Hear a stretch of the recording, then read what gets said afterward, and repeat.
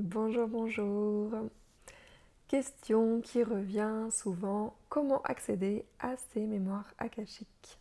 Alors, je vais vous dire la manière dont je l'enseigne, la manière dont j'ai été formée. Donc j'en parle souvent du livre de Ernesto Ortiz et du livre de Linda Howe. Les deux présentent une prière pour accéder aux mémoires akashiques.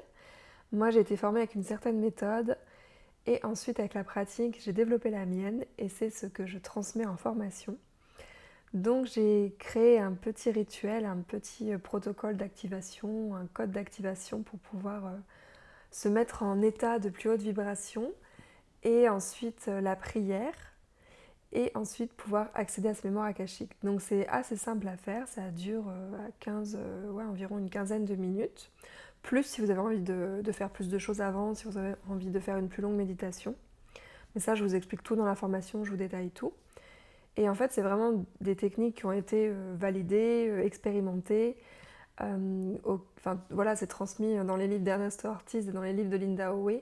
Et tout le monde peut le faire par cette manière-là. Et c'est aussi pour ça que je l'enseigne, c'est parce que tout le monde peut y arriver comme ça. Et qu'elle est assez simple, qu'elle est codifiée. Voilà, on a juste à lire ou à écouter. Je l'ai aussi transmise en audio.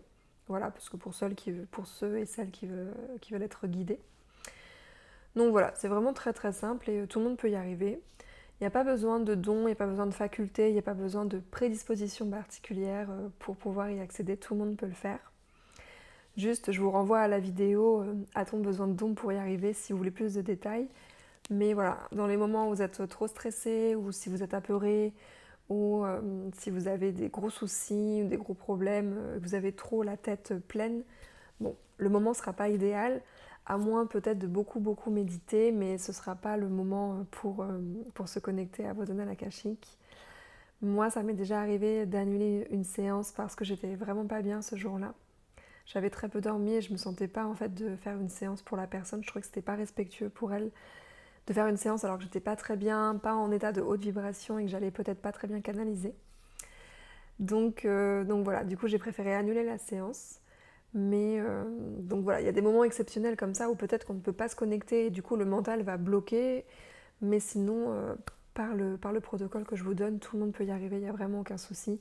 En atelier, j'ai jamais vu personne qui n'y arrive pas, tout le monde y arrive à chaque fois.